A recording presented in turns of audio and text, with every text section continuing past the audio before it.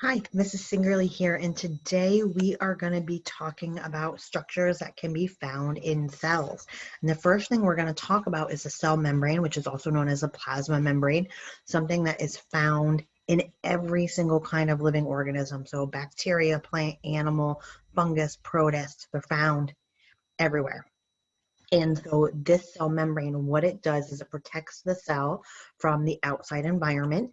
It can control which molecules enter and leave a cell, including the removal of waste products. It maintains homeostasis, so keeping those constant internal conditions, and it can even recognize chemical signals. So it's almost like little satellite discs that can be on the outside of the cell membrane that can receive messages from other parts of your body. Those messages might be things like hormones and neurotransmitters that are used for cell communication. And how the cell helps to maintain homeostasis is that it has a function of being semi-permeable or selectively permeable. And that just means that it doesn't allow nothing through, it doesn't allow everything through, it only allows some things to get through. And it does this from its structure. And we're going to do a brief overview of its structure. In our next unit in cell transport, we'll go into much more detail in the cell membrane structure. But for right now, I want you to know that it's a two-layer structure made out of lipids and proteins. You already know from our biochemistry unit that the type of lipid that makes up the cell membrane is something known as a phospholipid. And what you're seeing in the animation is, how it's semi-permeable. It's letting some molecules through. And in the little animation on the left, you can see some of these proteins that are embedded in the cell membrane. So if we look at these diagrams here we have some of these proteins that are embedded in the cell membrane, and those little jellyfish with the heads and the tails, those are our phospholipids. So the cell membrane is primarily made up of two layers of these phospholipids with embedded proteins. Now, if we were to look at it as, an entire cell, here are our proteins that are, some of the many kinds that can be embedded in our proteins. This is kind of like a channel protein that can allow certain molecules that are polar to, say, enter the cell. And this one over here that looks like a V is like one of those receptor proteins that can receive messages from other parts of your body. And what the last arrow is pointing to is those phospholipids. And so it's a bilayer. So it's got two layers of those phospholipids with the heads pointing outwards towards the watery environment and the tails hiding because they're fatty acids and they're hydrophobic, hiding kind of away from the watery environment in the cell and the watery environment outside, the extracellular environment. Next thing is cytoplasm. This is also something that's found in all cells. Doesn't matter, bacteria, plant, animal, fungus, protist, everybody's got cytoplasm. It's the watery material that fills the space between the cell membrane and the nuclear membrane. It's going to contain many organelles in eukaryotic cells. It's where a lot of chemical reactions are going to take place. Can also allow for the circulation of materials to occur within the cell. At the bottom, I have a little blip about cytosol and cytoplasm. Sometimes you'll see the word cytosol. Cytosol is very similar to the cytoplasm, except for the cytosol is technically just the watery fluid and the ions, where the cytoplasm is like the cytosol and all of the organelles. Next up is the nucleus, right? This is something that's only found in eukaryotic cells. It's the control center of the cell. It stores information in the form of DNA and chromosomes. It's the largest organelle, and it's separated by the cytoplasm by a nuclear envelope, which happens to have a double membrane and pores that can allow molecules to pass through. So if in like a test question, it says something about, well, a cell is found to have a nuclear envelope. Well, if they have a nuclear envelope, they have a nucleus, and it's a eukaryotic cell. Now, those nuclear pores allow and control the exchange of molecules between the nucleus and the cytoplasm. And so molecules that might say leave the nucleus and go out to the cytoplasm might be a type of RNA known as messenger RNA, and it can go from the nucleus to the ribosome in the cytoplasm through the nuclear pore. Some molecules that might enter through the nuclear pore might be proteins to help make the ribosomes, nucleotides for what we might be making more DNA or making RNA, ATP, which is our energy coin of the cell, and even some hormones can enter through the nucleus. And so what you see in the pictures on your screen, you're seeing the nucleus with the nuclear membrane, and you can see the pores going around that nuclear membrane. Over on the right, you kind of see an electron microscope image of the nucleus, and you can see those nuclear pores. Now, inside of the nucleus is where you're going to find chromosomes, but most of the time, the chromosomes aren't in the iconic form that we think of chromosomes looking as. It's not going to have this shape that we normally think of. They're normally in this coiled state known as chromatin. Now, chromatin is essentially DNA that's wound around these proteins known as histones. And so you can see if we start with DNA, which is in that double helix, which you know the shape of DNA, if we coil it around these histone proteins and continue to coil it, it starts to form this chromatin fiber. Kind of looks like pasta noodles, right? And so that's what the DNA is usually hanging out as. It's usually hanging out as chromatin. We only see these chromosomes when it's time for a cell to divide. That's when that chromatin will further coil and condense into the chromosome that we're kind of used to seeing. But ultimately, the big thing that I want you to know is that chromosomes are made up of DNA. So I kind of think of it as, your shirt that you're wearing. Imagine that your shirt is a chromosome. It's made out of cotton. Right? So if your shirt is a chromosome, it's ultimately made out of DNA. DNA is like the cotton that makes up your shirt. Okay? The chromatin would be like the thread that pulls it all together. Next thing, inside of the nucleus, you might have noticed that there was a darker center. And that darker center inside the nucleus is known as the Nucleolus. It is found inside of the nucleus and makes the ribosomes. And it builds the ribosomes from a type of RNA known as rRNA, which is ribosomal RNA, and proteins. And ribosomes are actually made in two different subunits, a large subunit and a small subunit. And those subunits will exit through the nuclear pores out into the cytoplasm. And when they're needed, they'll come together to form functional ribosomes that can be used to make proteins. Next complex is what we call the endoplasmic reticulum. The endoplasmic reticulum is the intracellular highway. Its structure is that it's an extensive system of interconnected membranes. It always kind of reminds me of ribbon candy. If you're not sure what a ribbon candy is, go to Google and look up ribbon candy. It's kind of like an old school candy. You can find it at Cracker Barrel. And this interconnected membrane system connects the nuclear envelope and extends out throughout the cell. Okay, there's two different types of ER. There's smooth ER and there's rough ER. Now, if you look at this picture, we can see our nucleus in the center, and extending out from that nuclear membrane, we can see the endoplasmic reticulum, and we're going to talk about the smooth and the rough. Now, the smooth we're going to talk about first. It's called smooth because it looks smooth, and it doesn't have all of these bumps all over it. We'll talk about what those bumps are in a second. What the smooth ER does a couple of important jobs.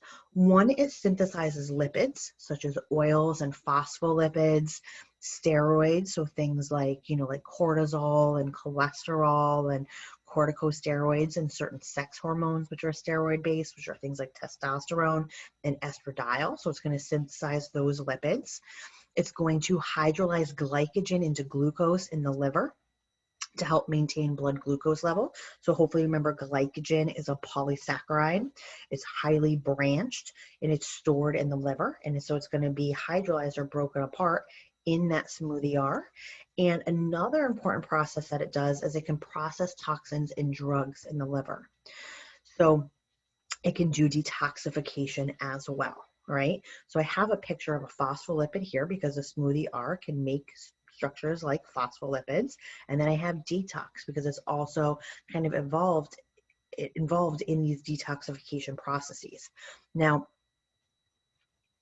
sorry, what's interesting is that the smooth ER, because, you know, in the liver, that's where glycogen is stored, and that the liver's main job is detoxification, is that the liver cells as a result are going to have a lot of smooth ER. And one really interesting thing is that sometimes with certain drugs or medicines, they lose their effectiveness and you have to be given a higher dose. And that's because the smooth ER, because it's involved in detoxification, your body will respond by an extra increase in toxins by making more smooth ER so it can detoxify more materials. And so if you take some medicines, like certain seizure medications, I had a dog that had seizures once, and the vet gave us a dose of the medicine to help stop the seizures, and it worked for a month or two, and then our dog would start having seizures again, and the vet would have to increase the dose of the seizure medicine.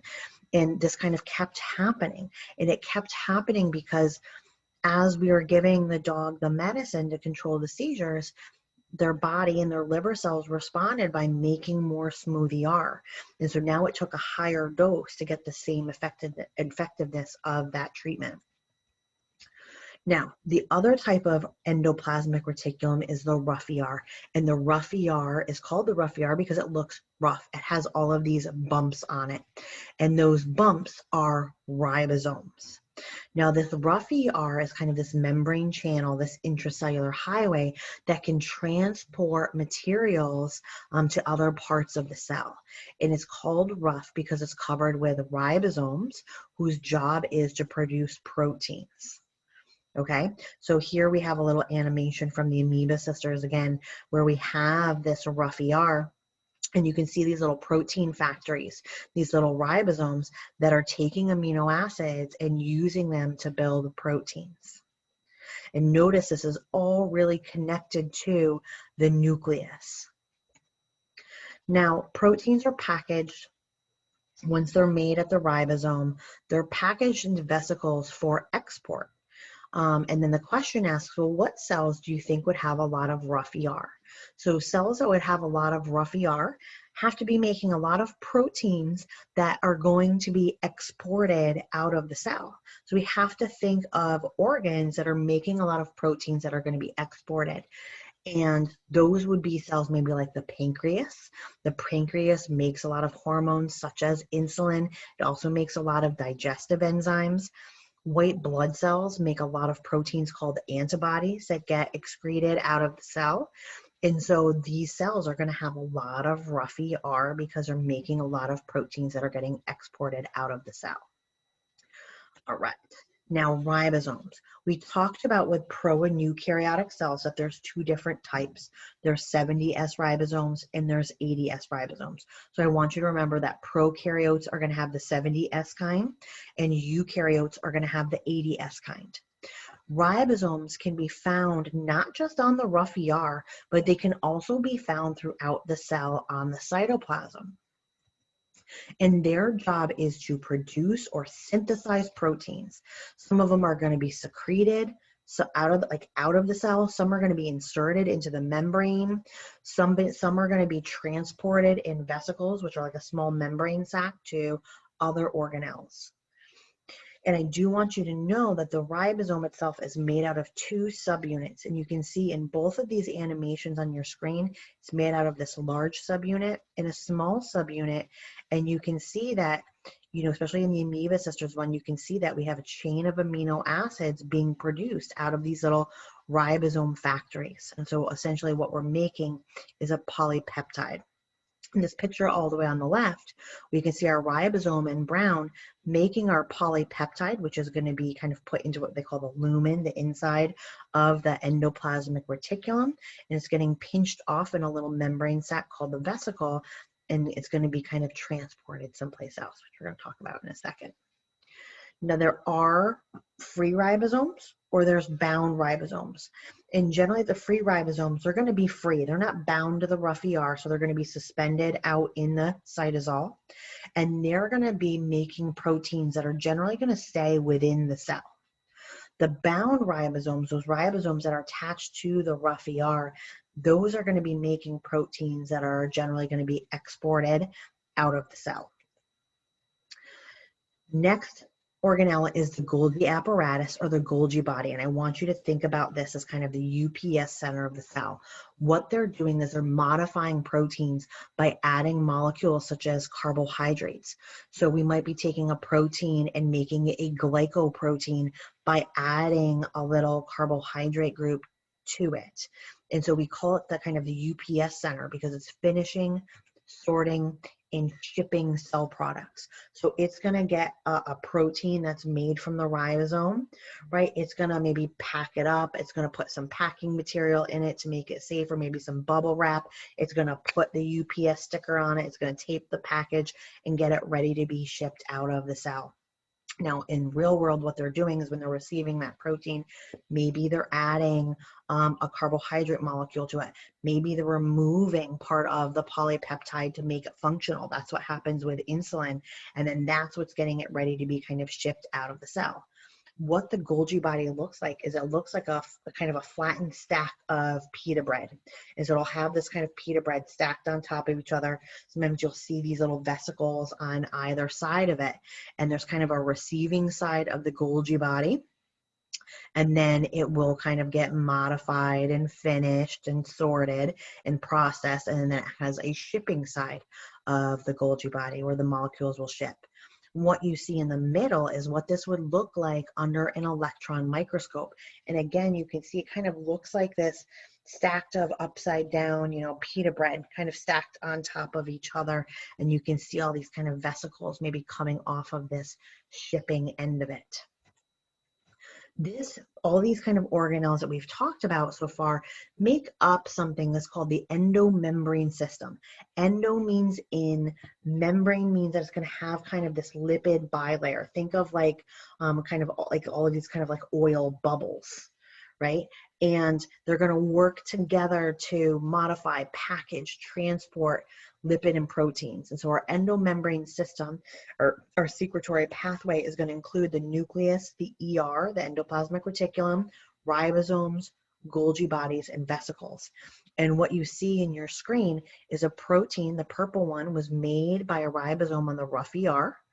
The vesicle was kind of pinched off and is traveling to the Golgi body. When it's in the Golgi body, it's getting finished and sorted and packaged, and it's leaving the Golgi body to be kind of released out of the cell. I kind of have some more animations for us to see here. Again, you can see something traveling in a vesicle from the rough ER to the Golgi body. You can see how kind of these are all what we call membrane-bound organelles. You can really see and imagine in your brain that these are all membrane-bound. They all have these phospholipids, and you can almost see how they kind of like melt into each other and out of in these vesicles. All right, and here's kind of another example where you can see this pathway going from the rough ER to the Golgi body. Great. Okay, so this is another example just so we can kind of look at the endomembrane system. We're going to start in the nucleus with DNA because that's where DNA lives. It lives in the nucleus. Well, most of the DNA does. And we're going to make maybe a molecule of messenger RNA. This RNA, so basically DNA has the recipe for making proteins, but DNA can't leave the nucleus. So DNA gives the recipe to RNA. RNA is going to be able to leave the nucleus, and it's going to go out to this, which is the endoplasmic reticulum. And it's the rough ER because it has these ribosomes all over it. So the RNA with the recipe is going to travel now to one of these ribosomes. The ribosomes are going to read the recipe, and from that recipe make a polypeptide, right? A protein. And this protein then is going to travel through our intracellular highway. It's going to be it's going to get pinched off into a vesicle where then it can travel to the Golgi body. Okay, remember the Golgi body is the UPS center of the cell. So what's happening here is our protein is getting finished, maybe it's getting a little bit modified, and it's getting ready to get exported out of the cell. So my Golgi body has now modified and packaged up my protein. So I have my finished protein. From here, it's going to travel in its vesicle to be exported out of the cell, where it's going to enter here into my bloodstream and go to wherever it is needed in my body. All right, so that protein is on its way, and that is what we call the endomembrane system. All right, so a little bit of test yourself here when we look at this, right? When you look at A is pointing to that nuclear envelope or the nuclear membrane that has all of those nuclear pores in it. It's kind of surrounding our nucleus. Now, B is pointing to what's inside of the nucleus, which is our DNA or our genetic material, which is most of the time in the form of chromatin. C is pointing to kind of this darker center. That's our nucleolus, and that's kind of the part that is going to be making ribosomes. D is pointing to the rough ER. E is pointing to those little rough spots on the rough ER, and all of those spots are ribosomes. And remember, if we were to zoom in on those little dots, they're actually made out of 2 subunits.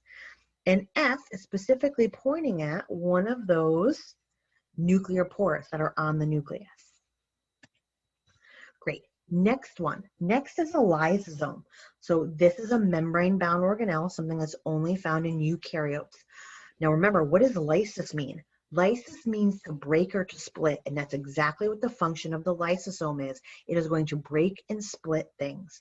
How does it do it? Through the help of enzymes. Enzymes are going to help the cell digest materials like food or worn out cell parts. In white blood cells, the lysosomes are going to help destroy bacteria that have been digested. So one type of our white blood cell is a macrophage. It's a really big white blood cell and is going to eat and destroy bacteria. And so they're going to rely on these lysosomes, which are these little membrane sacs that are filled with enzymes to kind of break apart and digest that thing, whatever that might be. Now, lysosomal enzymes work best at a pH of 5. And so this organelle has created a custom pH, okay? Now, how has this organelle created a custom pH? Well, hopefully you remember that pH stands for the power of hydrogen. It's a measure of the amount of hydrogen ions there are in solution. And so the more hydrogen ions there are, the more acidic it is. And remember, our pH scale goes from 0 to 14. 7 is neutral in the middle. So 6.9 or below is acid. The more acid there is, the lower the number is going to be. And so how does this organelle become more acidic? It has to get more hydrogen ions. So it actually will pump in hydrogen ions from the cytosol into the organelle, into the lysosome, because the more hydrogen ions you have, the more acidic you are. And you remember from our enzyme unit that enzymes are very sensitive to pH, and different enzymes are going to have different optimum conditions. And so the enzymes that work in the lysosome work best at a pH of 5. That's where they work best. Now, the other thing that you probably remember is that because enzymes are protein, and they have a very specific pH that they work at, if they go into a pH that is not their optimum, it's going to affect their structure and how well they function. And so having these enzymes that work best at a pH of 5 means that they're not going to work good if they're in a neutral environment in a pH of 7. So that means that the enzymes that are in the lysosome won't function well if some leaks out of the lysosome into the cytosol, right? Because we don't want our cells to just start digesting themselves because there's a little leak. Now, abnormal lysosomes can cause fatal diseases. There's more than 40 known lysosomal storage diseases, and this occurs when they're missing one or more hydrolytic enzymes in the lysosomes. And when they're missing these enzymes, they can't digest material, and so they become engorged with undigested material, and they can't function, and they can't complete vital cell processes that are needed. And one example of a disease that you may have heard of is Tay-Sachs disease. With Tay-Sachs disease, the enzymes that are in the lysosomes can't break down lipids, and so the lipids build up in nerve cells within the brain. It is always fatal. The life expectancy is 4 to 5 years. Another thing that has to do with lysosomes is something cool known as apoptosis. Apoptosis is the auto-destruct process. It's a programmed cell death. And this is where lysosomes can be used to kill cells when they are supposed to be destroyed, okay? And this might have to do with development is a really good example. Now, we talked about how in the lysosomes, the enzymes only work at a specific pH, but what if we release and we break open all the lysosomes, essentially changing the pH of the cell, and we can use this to kind of digest or break down an entire cell. Why would a cell want to do this? Well, some cells have to die for proper development in an organism. And so there's this massive rupture by many lysosomes, and it breaks down the cell by essentially cell self-digestion. This is how a tadpole's tail disappears. It's from those cells that have a programmed cell death at a certain stage in their development that'll kind of break down those cells. This also happens in us. We in the womb have webbed fingers and webbed toes, and this is how our fingers start to look like this. And it's because of apoptosis of the webbing, the cells that are in the webbing in between our fingers and toes. And sometimes this doesn't go as planned, and you can see here are some images of humans who have still connected webbing, in between their fingers and in their toes. And when we get to mitosis, we'll talk about how this has to do with cell division in cancer. Because if a cell grows uncontrollably, that means that it's a cancer cell. And when a cell starts to grow uncontrollably or divide uncontrollably, the self-destruct mechanism gets initiated, and it will remove the damaged cell. And what happens with cancer is that cancer will kind of override this auto-destruct mechanism, and it enables the cell to continue to divide uncontrollably, which is how a tumor is formed. Next organelle is a vacuole. Vacuoles are used for the storage of water and wastes. Okay, plant cells are going to have one large central vacuole, while animals are going to have many small vacuoles. And some organisms have some really cool adaptations, like the paramecium here. I know it looks like there's eyes opening and closing. They're not eyes. They're actual vacuoles that are storing water and then contracting and squishing the water out. And that's to help kind of maintain water balance for them. Now, vacuoles in plants are pretty neat. They have a large vacuole, and this large permanent vacuole is used for storage of things. So storage like stockpiling sugars and proteins, inorganic ions. Remember, inorganic means that it does not contain both carbon and hydrogen in certain minerals. It can even store pigments. I don't know if you've ever had beetroot. If you've never tried it, you should try it. They have it in like a lot of stores right now. There's pickled beetroot that's really good. Trader Joe's has some really good kinds. And it gets this kind of bright pink color from the pigment that's stored in these vacuoles. Vacuoles can store defensive compounds against herbivores. And they also have kind of this semi-permeable membrane to control what goes in and out. So a vacuole is also a membrane-bound organelle. And so when we're talking about the vacuole and its kind of membrane-bound semi-permeable membrane, sometimes it can be also referred to as a tonoplast. So the vacuole is kind of surrounded by this membrane, and when we're talking about the central vacuole and its membrane, it can be referred to as a tonoplast. So the tonoplast has to do with this large central vacuole. Peroxisomes. Peroxisomes are very similar to lysosomes.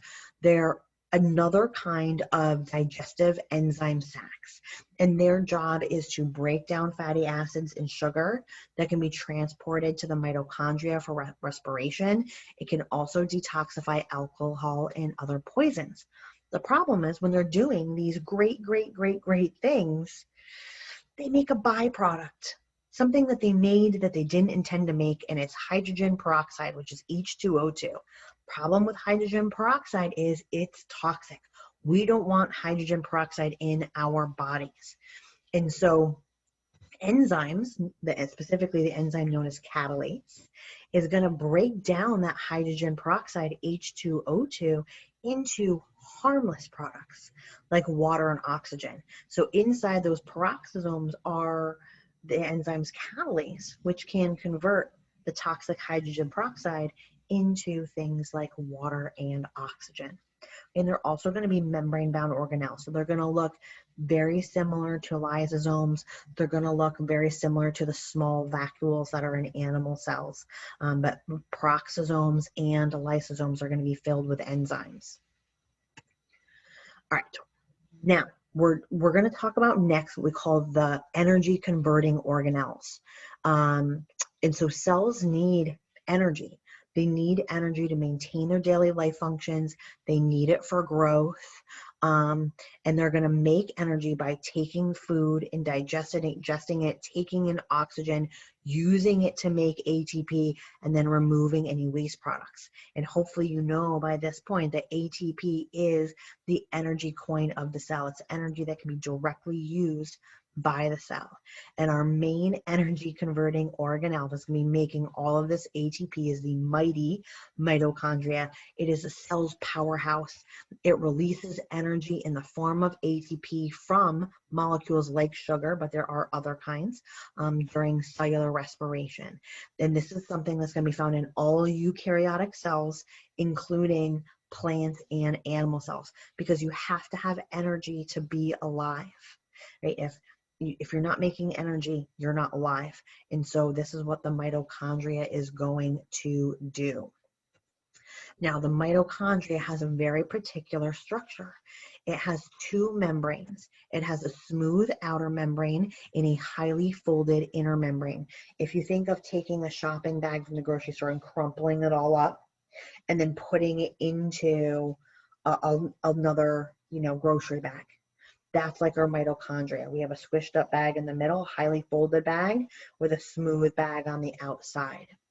And this highly folded inner membrane is really important. And actually all the folds in that membrane are known as cristae. And is highly folded because it's going to allow there to be more places, more surface area for our molecules to diffuse and more reactions to happen. Now, inside of this internal membrane is this fluid that's known as the mitochondrial matrix. I like to think of it as a gusher. When you bite into it and there's all that juice inside, that's kind of like our mitochondria, which kind of looks like a jelly bean to me. It's got all this fluid inside, and that fluid is going to contain circular DNA. I know, think about that for a second. Circular DNA. It has ribosomes, and specifically 70S ribosomes and enzymes. So this organelle has its own DNA and its circular DNA. It has its own ribosomes, but they're 70S ribosomes, and it has its own enzymes. Right, and the last one is just explaining, it's kind of reiterating what I just said. Why is it highly folded? It increases the surface area for more reactions to take place. So here is our mitochondria. We can see them in the cells. They're usually depicted in pictures as they look like a jelly bean with squiggles. And they look like squiggles because they have this highly folded inner membrane. And inside of this mitochondria, we can see the circular DNA. We can see the 70S ribosomes. And then to the right, this is what the mitochondria looks like under an electron microscope. Notice that it's really small. The scale is in nanometers. And we can see these folds, right? These cristae, the highly folded inner membrane, that's inner mitochondria. Now, all of that structure has to do with how it functions. Having that highly folded membrane allows it to generate a lot of ATP from the breakdown of our food, from sugars and fats and other fuels.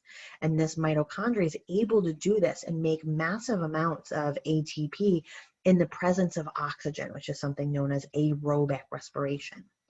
And because the food we eat, even though there's energy in those bonds, we can't use it directly. So it breaks down our food molecules into smaller units, that can be used to generate ATP. And this is known as what we call a catabolic reaction, which means it's a metabolic pathway that breaks molecules down. All right. And lastly, I want you to know that almost all eukaryotic cells have mitochondria.